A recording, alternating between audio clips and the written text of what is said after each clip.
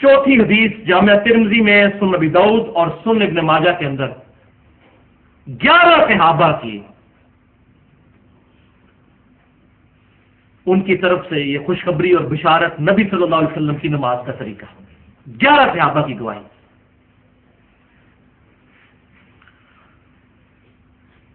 سیدنا ابو حمید سعدی رضی اللہ تعالیٰ عنہ،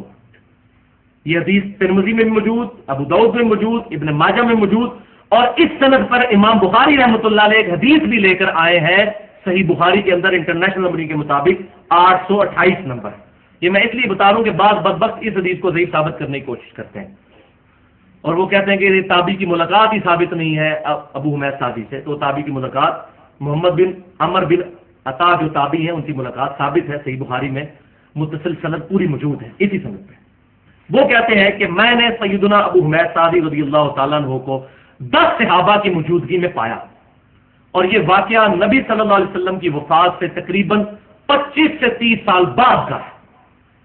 25 سے 30 سال بعد، کیونکہ جو تابعی بیان کر رہے ہیں وہ سما کے قابل اس وقت ہوئے ہیں کہ جب نبی صلی اللہ علیہ وسلم کی وفات سے 30 سال گزر چکے تھے، تو وہ اس مجلس میں موجود تھے جس میں 10 صحابہ کرام اور 11ویں ابو حمید سعدی رضی اللہ تعالیٰ عنہ موجود تھے۔ تو وہ 10 صحابہ میں ابو حمید سعدی رضی اللہ تعالیٰ عنہ کھڑے ہوئے اور انہوں نے کہا کہ میں تم سب سے زیادہ واقف ہوں کہ رسول اللہ صلی اللہ علیہ وسلم نماز کیسے پڑھا کرتے تھے۔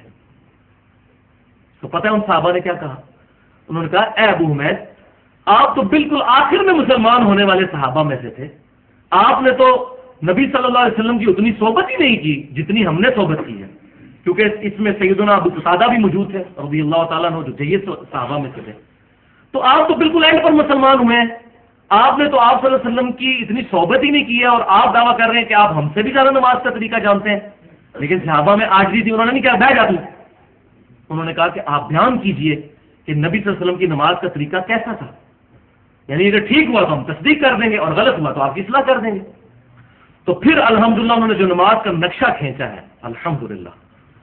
اتنا بہترین نقشہ کھینچا ہے کہ پوری کی پوری نماز اس کے اندر سموتی ہے الحمدللہ۔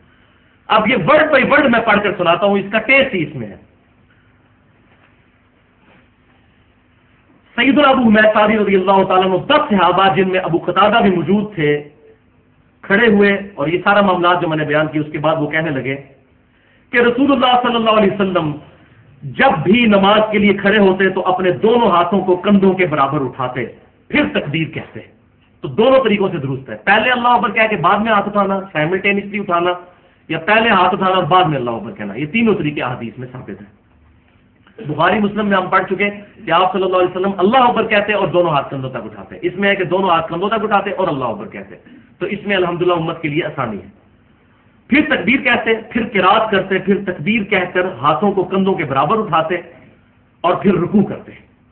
اور اپنی ہتھیلیاں گھٹنوں پر رکھ دیتے گویا کہ انہیں پکڑا ہوا ہو، ہاتھوں کو کمان کی طرح تان کر پہلوؤں سے دور کر لیتے، بالکل سیدھے ہاتھ رکھ لیتے رکوع کے اندر، کمر بالکل سیدھی کر لیتے، نہ تو سر مبارک کو جھکاتے اور نہ ہی بلند کرتے۔ پھر جب رکوع سے سر اٹھاتے تو سمی اللہ لمن حمیدہ ربنا لک الحمد کہتے اور پھر دونوں ہاتھوں کو کندھوں تک اٹھاتے۔ یہ 30 سال بعد کا ذکر ہے۔ اور پھر اطمینان کے ساتھ سیدھے کھڑے ہو جاتے، پھر تکبیر کہہ کر زمین کی طرف جھکتے، سجدے میں ناک اور پیشانی کو زمین پر رکھ دیتے، اپنے ہاتھوں کو اپنے پہلوؤں سے دور رکھتے، ہتھیلیوں کو کندھوں کے برابر رکھتے اور رانوں کو پیٹ کے ساتھ نہ لگنے دیتے، یعنی کھل کر سجدہ کرتے، پاؤں کی انگلیاں قبلہ کی طرف موڑ لیتے،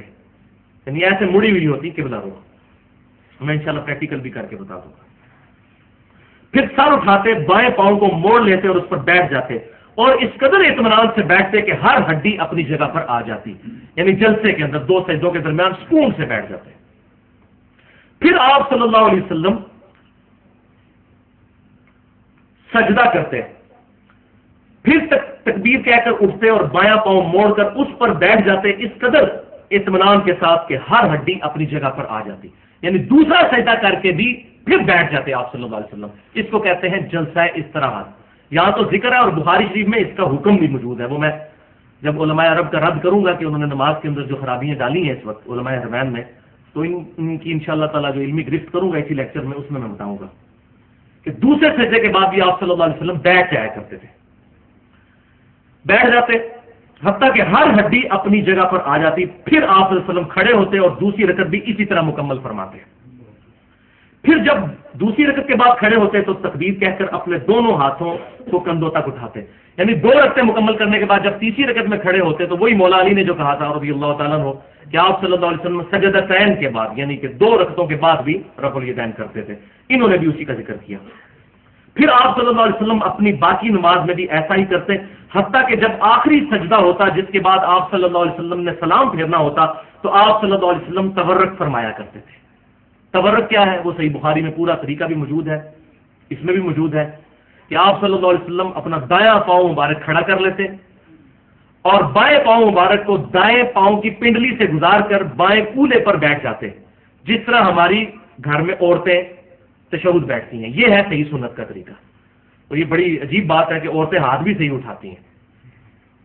تو ہم تو لوگوں کہتے ہیں یار جا کے اپنی امی سے نماز سیکھو، مولوی سے نہ سیکھو، تو آپ کو کافی ساری نماز درست ہو جائے گی. عورتیں جو ہیں وہ دوسرے سجدے کے بعد بھی بیٹھ کے اٹھتی ہیں ہاتھوں کا سہارا لے کر، اور بخاری شریف میں موجود ہے کہ آپ صلی اللہ علیہ وسلم بھی ہاتھوں کا سہارا لے کر دوسرے سجدے کے بعد جب بیٹھتے تھے تو ہاتھوں کا سہارا لے کر رکعت کے لیے کھڑے ہوتے تھے. تو اب بھی آپ سے کہ مولوی سے نماز نہ سیکھو، جا کے امی سے سیکھو. پھر آپ صلی اللہ علیہ وسلم بائیں کولے پر بیٹھ جاتے اور دائیں پاؤں کے پنجے کو قبلہ رخ کر لیتے، دائیں ہاتھ کو دائیں گھٹنے پر اور بائیں ہاتھ کو بائیں گھٹنے پر رکھتے اور شہادت کی انگلی سے اشارہ فرماتے. پھر آپ صلی اللہ علیہ وسلم سلام پھیر دیتے. یہ حدیث انہوں نے بیان کی تو 10 کے 10 صحابہ نے کہا تم نے سچ کہا، اللہ کے نبی صلی اللہ علیہ وسلم بالکل اسی طریقے پر نماز پڑھا کرتے تھے، نماز پڑھا کرتے تھے. 30 سال بعد 10 صحابہ اور 11 میں وہ خود 11 صحابہ کی گواہی موجود ہے کہ آپ صلی اللہ علیہ وسلم کی نماز کا طریقہ یہی ہے. اور یہ حدیث نقل کرنے کے بعد امام ترمذی رحمۃ اللہ علیہ بھی اس کے ساتھ بھی لکھتے ہیں ھذا حدیث حسن صحیح، یہ حدیث حسن صحیح ہے. اور مزے کی بات بتاؤں آپ کو، سیم نماز کا طریقہ کیمیاء سعادت میں امام محمد غزالی رحمۃ اللہ علیہ المتوفا 505 ہجری نے نقل فرمایا، اور غنیت الطالبین میں شیخ عبد القادر جیلانی رحمۃ اللہ علیہ المتوفا 561 ہجری انہوں نے بھی سیم طریقہ نماز کا لکھا ہے. اب 11ویں والا پیر کہتے ہیں اور 11 صحابہ کی گواہیوں والی حدیث نہیں مانتے. ہم بھی 11ویں کے ماننے والے ہیں، 11 صحابہ کی گواہیوں کو. تو 11ویں والے پیر نے بھی یہی بات نقل کی غنیت الطالبین میں. اب ہم کہتے ہیں ان کو بھی نماز کا طریقہ پتا تھا، حالانکہ ہمارے لیے دلیل نہیں وہ، لیکن جو لوگ ہمارے لیے دلیل اتنی کافی ہے کہ احادیث کے اندر بات آ گئی، لیکن جو لوگ اپنی نسبت ان کے ساتھ مضبوط کرتے ہیں تو ان کے طریقے پہ نماز بھی تو پڑھیں. اور حیران کن بات ہے کہ بریلوی دیوبندی اہل حدیث سارے چھاپ رہے ہیں غنیت الطالبین کا ترجمہ اور کیمیاء سعادت امام غزالی کا ترجمہ. تصوف کی کتابیں ہیں، ان میں نماز کا طریقہ تو ذرا کھول کر دیکھیں کیا ہے. اور پھر پانا لگا نہیں وہ تو عملی تھے، بولا شافی تھے، وہ کہاں لکھا ہوا انہوں نے عملی تھے شافی تھے؟ وہ تو ہر چیز نبی صلی اللہ علیہ وسلم کے ریفرنس سے لے کر چلتے.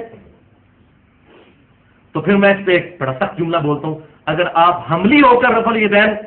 کرنے کو صحیح سمجھتے ہیں تو ہمیں محمدی ہو کر صلی اللہ علیہ وسلم رفع الیدین کرنے دیں. خدا کے لیے ہم پر فتویٰ نہ لگائیں، ہماری نسبت بہت بڑی ہے.